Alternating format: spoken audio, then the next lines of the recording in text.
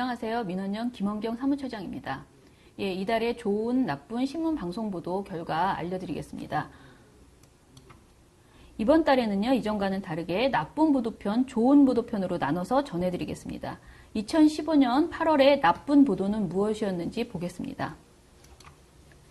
민원연 좋은, 나쁜 보도 선정은요, 신문의 경우에 이렇게 5개 신문, 방송의 경우에 6개 방송의 저녁 종합뉴스에서 보도한 뉴스들을 대상으로 선정하고 있습니다. 자, 그럼 먼저 나쁜 신문 보도부터 보겠습니다.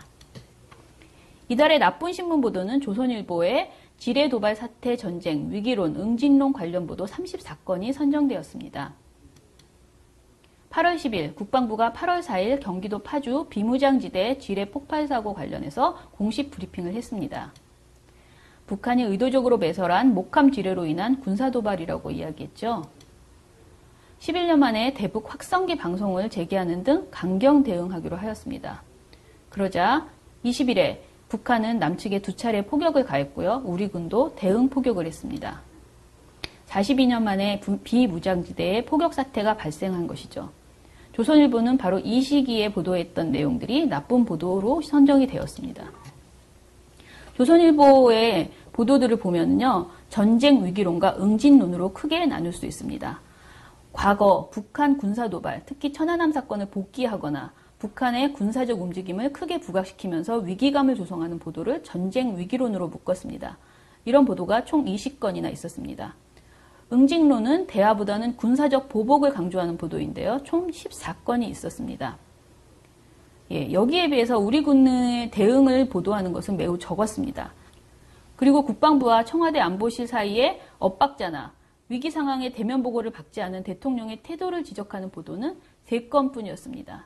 총 76건의 보도 중에서 대부분의 보도가 전쟁 위기론 그리고 군사적 보복을 강조하는 응징론으로 몰려있음을 알 수 있습니다. 조선일보의 전쟁 위기론 중 지뢰 도발을 천안함 사태와 비교하는 보도는 특히 눈에 띕니다. 국방부의 최초 발표 이후에 조선일보는 5개 주요 일간지 중에서 유일하게 이번 사건을 천안함 사태로 명명하고 일면 톱보도 제목으로 뽑았습니다.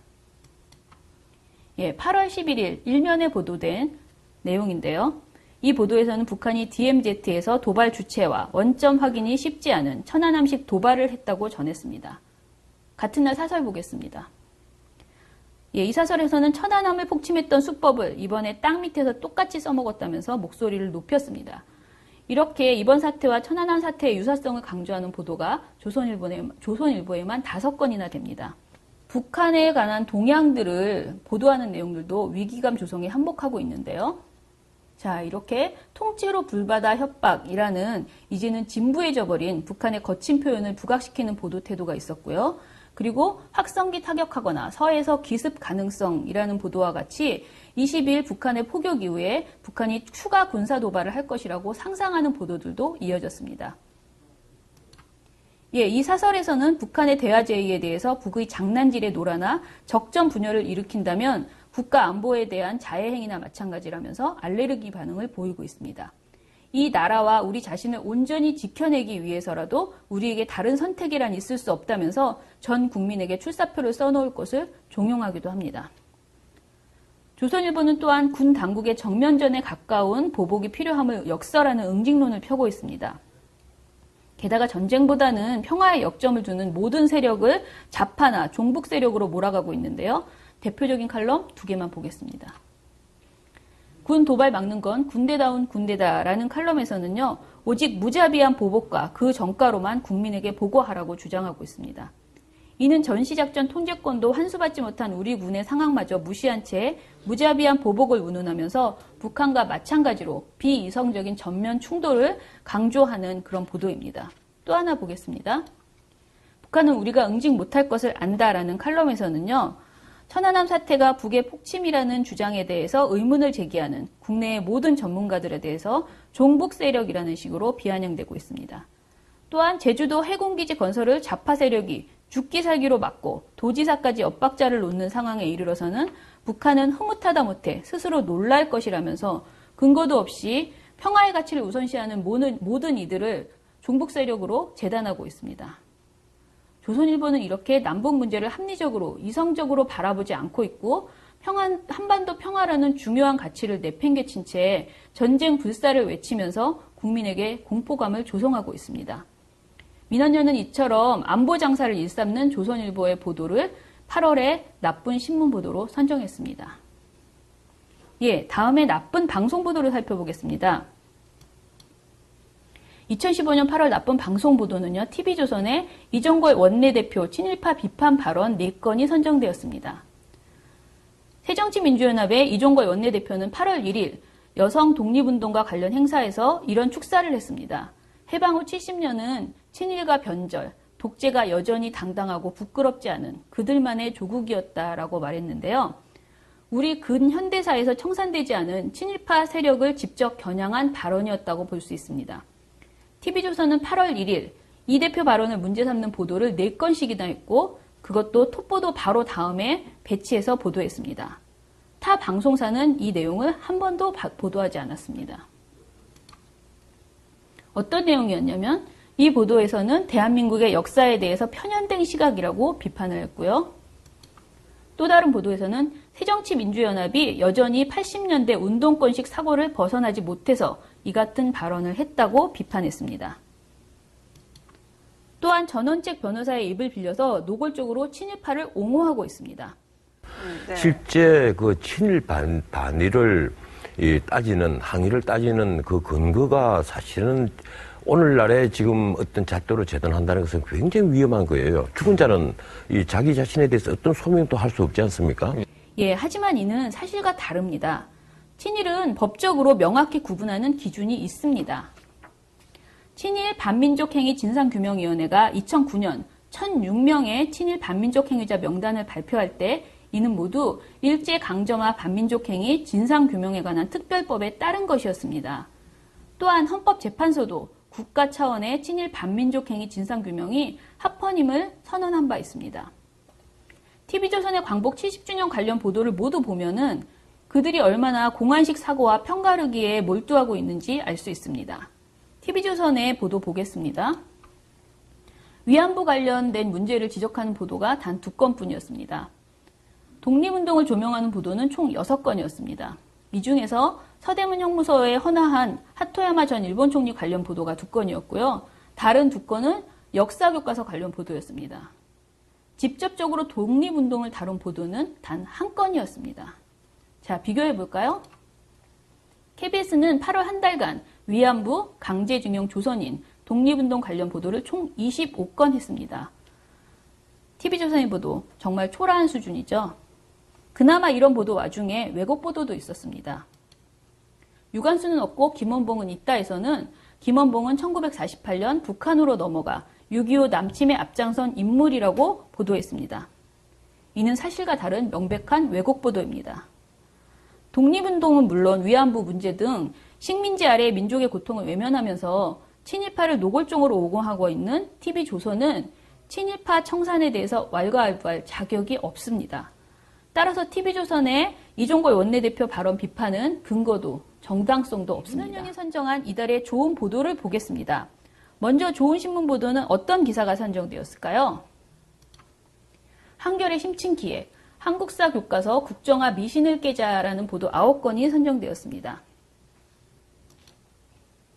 2013년 친일과 독재를 미화하는 것으로 논란이 된 교학사 교과서가 교육부 검정을 통과한 적이 있습니다. 아시다시피 당시에 김무성 새누리당 대표 등 보수 세력은 교과서에 대해서 열렬히 지지를 했고요. 그렇지만은 채택률은 0%에 불과했습니다. 그러자 다시 2015년 정부는 국정화 추진을 언급하고 나서기 시작했습니다. 매우 중요한 보도인데요. 이 내용을 어떻게 보도했을까요? 보시면 동아일보, 중앙일보는 한 건도 보도하지 않았고요. 조선일보와 경향신문이 6건, 한겨레가 9건을 보도했습니다.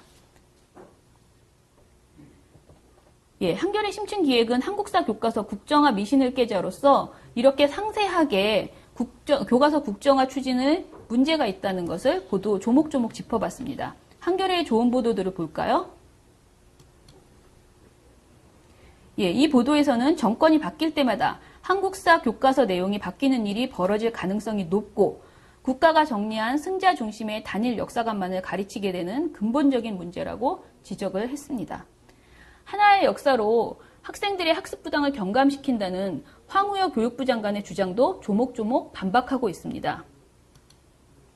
여러 종된 공통 핵심 출제, 하나된 지엽적 내용도 이 보도에서는요, 수능은 모든 수험생이 치르는 국가 수준 시험이므로 검정 교과서가 여러 종류일 때는 모든 종류의 교과서에 공통적으로 나오는 핵심 내용 중심으로 문제를 출제하지만 오히려 국정교과서가 하나뿐일 때 교과서 한 귀퉁이에 나오는 지엽적인 내용도 출제한다고 지적을 했습니다.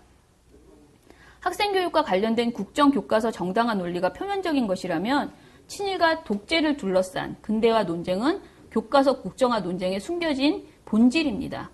한겨레는 이를 충실히 보도하는 내용을 6건으로 다뤘습니다. 한겨레는 정부 여당의 역사 교과서 국정화 논리는 눈속임이고 박근혜 정권의 입맛에 따라 친일과 독재를 미화하는 뉴라이트 역사 교과서를 만들고자 하는 물밑 작업에 불과하다는 것을 분명하게 짚었습니다. 이에 민원연은 이 보도를 이달의 좋은 신문 보도로 선정했습니다. 마지막으로 이달의 좋은 방송 보도를 보겠습니다. 이달의 좋은 방송 보도는 기업의 산재 은폐 실태와 그 원인을 고발한 JTBC 보도가 선정되었습니다. 한국의 산업재해 실태는 정말 참담한 수준입니다.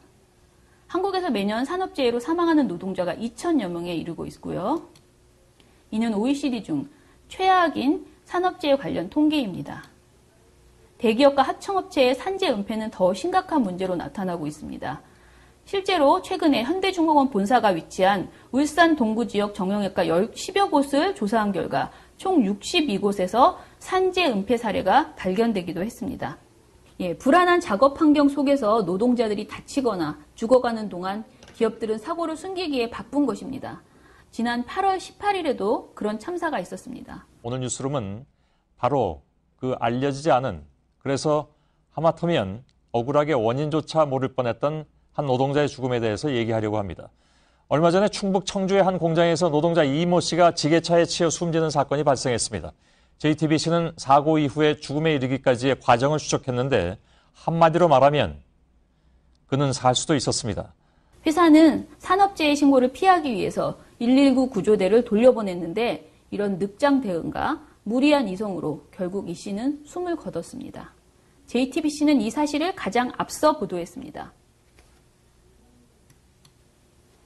JTBC는 단독 보도 이후에도 숨겨져 있던 어느 노동자의 죽음, 지게차 사고 억울함 죽음 등의 보도에서 위험한 노동 환경, 벌점을 피하려고 산재를 은폐하는 기업 행태, 고질적인 원청, 하청 관계 등 사건의 근본적인 원인까지 상세히 짚었습니다. 흔한 기업 내의 사고로 처리하지 않은 것입니다. 이렇게 사고 내용은 물론 사후 처리까지 다룬 방송사는 JTBC뿐이었습니다. 타사의 경우에 SBS가 한 건으로 사고 다음날 보도한 것이 전부였습니다. JTBC는 앞서 말한 사건을 전하는 데 그치지 않고 원청업체 눈치 보느라 쉬쉬 등의 보도에서 뿌리 깊은 원청, 하청 관계의 구조적인 문제를 꼬집었습니다. 뿌리 깊은 원청, 하청 관계의 구조적인 문제, 산업재해 신청을 피하려는 건 단지 벌점 때문만이 아니라 원청업체의 눈치를 봐야 하기 때문이라는 근본적 문제를 짚은 것입니다. JTBC는 이번 청주 화장품 공장 노동자 사망사건 관련 보도에서 저널리즘의 올바른 역할을 보여줬습니다. 기업들이 이윤을 위해서 위험한 작업 환경을 방치하고 사고까지 은폐하면서 노동자를 죽음으로 보는 현실을 고발했습니다. 이는 타사가 가벼이 여기는 사고를 비중 있게 다루면서 우리 사회의 가장 치명적인 치부 하나를 폭로한 것이라고 할 수 있습니다. 이에 민원연은 JTBC 청주 화장품 공장 노동자 사망사고 관련 보도를 이달의 좋은 방송 보도로 선정했습니다. 이상으로 2015년 8월에 좋은 나쁜 신문 방송 보도 소식을 마치겠습니다. 다음 달에 또 찾아뵙겠습니다. 감사합니다.